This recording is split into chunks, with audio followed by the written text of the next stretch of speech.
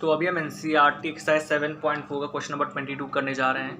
ये क्या कह रहा है मुझसे question, x+3 whole divide by x square minus 2x minus 5 को मुझे डिफरेंट इंटीग्रेट करना है विद रिस्पेक्ट टू dx।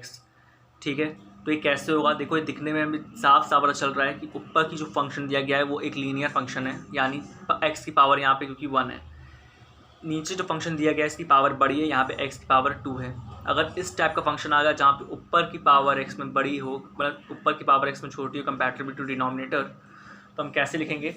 हम उस समय जानते हैं कि हम उसमें न्यूमरेटर को x प्लस जो 3 होगा उसको हम क्या लिख सकते हैं, a जो कि कांस्टेंट है, इनटू करेंगे डिफरेंशिएशन ऑफ जो डिनोमिनेटर दिया गया है, ठीक है, प्लस b से।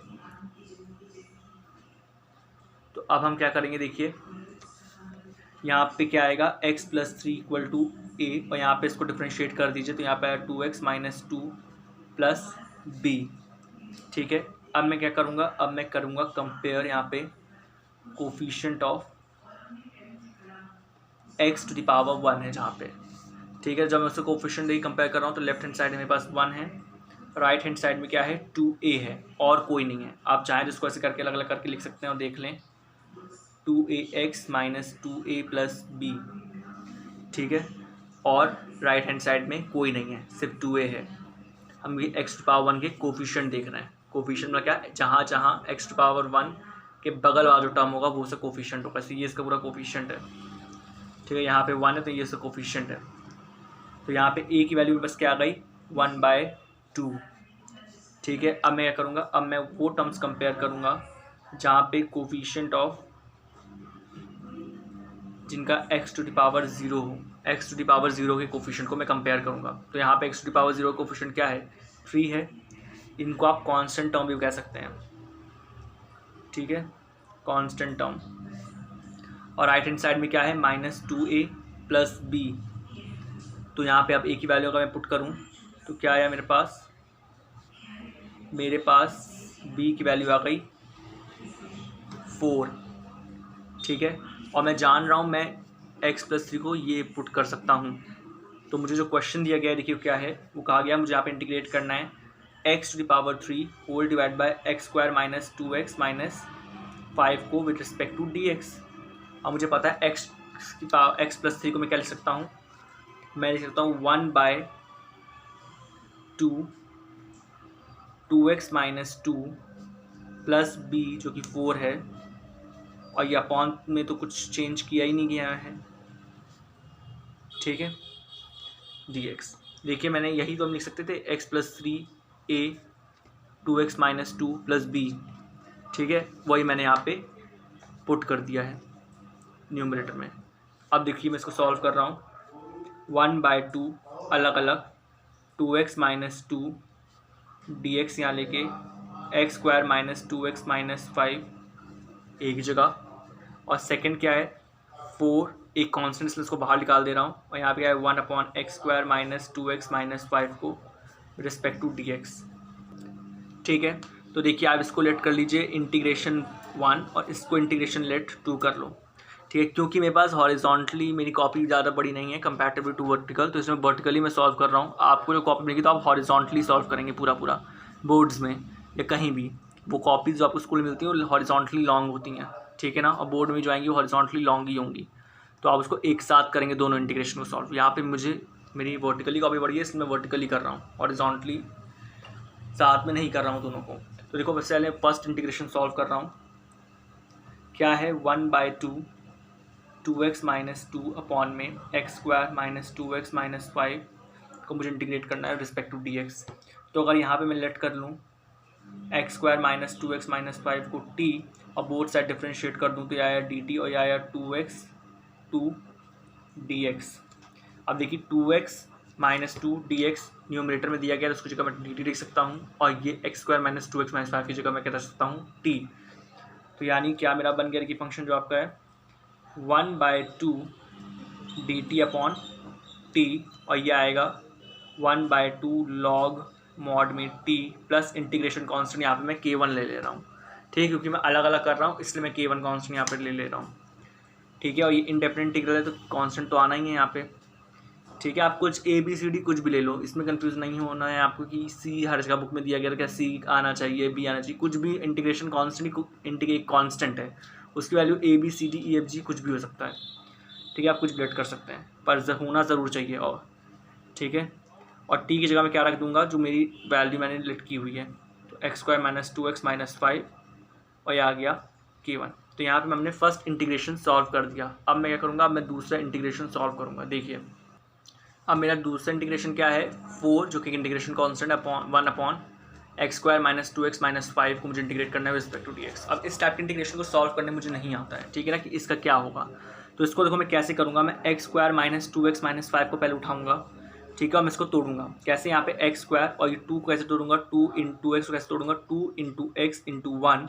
अब यहाँ पे देखिए 1 है तो 1 का स्क्वायर मैं ऐड करूँगा, और जब मैंने ऐड करूँ तो मुझे 1 का स्क्वायर एक बार माइनस भी करना पड़ेगा, और माइनस 5 तो यहाँ पे है। ठीक है, तो अब मैं इसको रखूँ तो एक्स स्क्वायर माइनस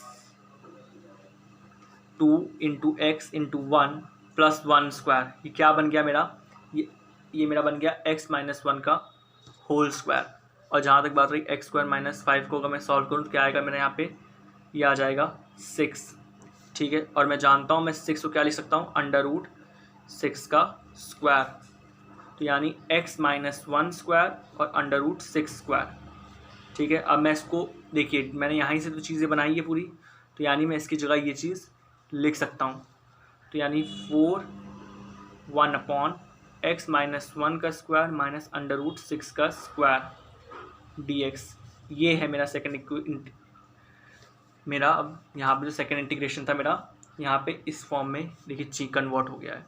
और अगर मैं यहाँ पे x माइनस 1 को u लेट कर लूँ और du बोथ साइड डिफ्रेंशिएट कर लो, तो मुझे आ गया dx equal to du। Minus 1 एक कॉन्स्टेंट तो उसका डिफ्रेंशिएशन 0 होगा। ठीक है, और अब मैं यहाँ पे पुट करूँ तो क्या देखिए आ रहा है, 4 1 अपॉन एक्स माइनस 1 की जगह क्या रख सकता हूँ मैं, u का स्क्वायर। यहाँ पे देखिए u x माइनस 1 है और यहाँ पे इसका स्क्वायर है, तो यानी u स्क्वायर, और अंडर रूट 6 को अंडर रूट 6 ही रखिए। ठीक है, और ये आ जाएगा dx की जगह du। ठीक है, अब मैं इसको इस स्टैंडर्ड फॉर्म का इंटीग्रेशन मुझे पता है क्या होता है, मैं फॉर्मूला भी लिख के आपको दिखा देता हूँ। ये ऐसे एक्स स्क्वायर माइनस ए स्क्वायर का इंटीग्रेशन है विद रिस्पेक्ट टू dx, तो क्या होगा 1/2a log x minus A upon x plus ए, और ये सब मॉड में रहेगा प्लस इंटीग्रेशन कांस्टेंट c। ठीक है, कुछ भी आप रख सकते हो यहाँ पे। ठीक है, तो ये होता है, और ये फॉर्मूला बहुत से पहले इंपॉर्टेंट है, फॉर्मूला ही आपको सबसे पहले आना चाहिए। इंटीग्रेशन तो दूर की बात, क्योंकि क्या होगा कि इंटीग्रेशन आ रहा है आपको पता है किसी कुछ मुझे पढ़ा है मैंने, पर अगर फॉर्मूला याद नहीं है तो फिर आप कर ही नहीं पाएंगे इसको। अब मैं डायरेक्ट इसको इस फॉर्मूले को रख दूँगा। 4 तो ऊपर रखा ही जाएगा, कांस्टेंट है वो चल रहा है मेरे साथ, और यहाँ पे 2 एक की जगह क्या रखा गया है यहाँ पे अंडर रूट 6 लॉग, और यहाँ पे x की जगह क्या है यहाँ पे देखिए u, तो u minus A upon u plus A mod close plus integration constant में यहाँ पे k2 रख दे रहा हूँ। ठीक है, अब मेरी u की वैल्यू थोड़ी ना है, u की वैल्यू मेरे पास x माइनस 1 मुझे पुट करनी पड़ेगी यहाँ पे, और यहाँ से 2 ये 4 काट देगा 2। ठीक है, तो यहाँ पे क्या आया 2 अंडर रूट 6, और यहाँ पे अब मैं u की वैल्यू पुट कर रहा हूँ, तो क्या आ रहा है x minus 1 minus under root 6 upon x minus 1 plus under root 6, और ये सब मॉड में है, और ये k2। तो देखिए यहाँ पे मेरा दूसरा इंटीग्रेशन का भी आंसर आ गया है, और पहले इंटीग्रेशन का आंसर मैं निकाल चुका हूँ। ठीक है, अब मैं क्या करूँगा, दोनों का इंटीग्रेशन साथ में रख के आंसर लिख दूँगा। तो क्या आंसर मेरा बनेगा 1/2 लॉग मॉड में x square minus 2x minus 5 mod close k1, और यहाँ पे क्या है आंसर मेरे पास 2/√6 log x minus 1 under root 6 minus x minus 1 plus under root 6 mod close k2। अब देखो k1 k2 की जगह मैं एक इंटीग्रेशन कांस्टेंट c रख दे रहा हूँ। ठीक है, इसमें ज़्यादा हेडक नहीं कीजिएगा कौन से कांस्टेंट क्या है, अगर ऐसे भी रख दोगे तो कोई टीचर काटने नहीं वाला, पर हाँ ये कि सिंपल रखने के लिए आंसर को हम ये कर देते हैं कि आप इसी में कंफ्यूज होते रहे, अरे बाप रे ये कैसे किया, इसमें ज़्यादा आपको दिमाग नहीं लगाना है। ठीक है, कि सी क्यों आ गया, आप बी डी कुछ भी मान सकते हो, कुछ भी रख दो। तो अब मैं डायरेक्ट आंसर देखो यहाँ पे सिंपल करके लिख दे रहा हूँ, 1/2 log X square minus mod में x square minus 2x minus 5 plus 2 by under root 6 log mod में x minus one minus under root six upon x minus one plus under root six plus एक integration constant c जिसकी value क्या है k1 plus k2। और अब मैं इसको mark कर दे रहा हूँ।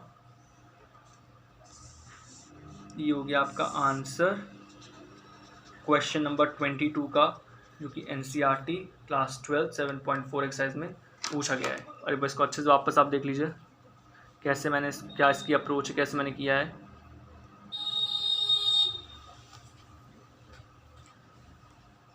यहाँ तक ये सेकेंड इंटीग्रल में सॉल्व कर रहा हूँ, ये भी सब सेकेंड इंटीग्रल का ही पोर्शन है। और ये फर्स्ट इंटीग्रल जो देखिए था मैंने सॉल्व किया है।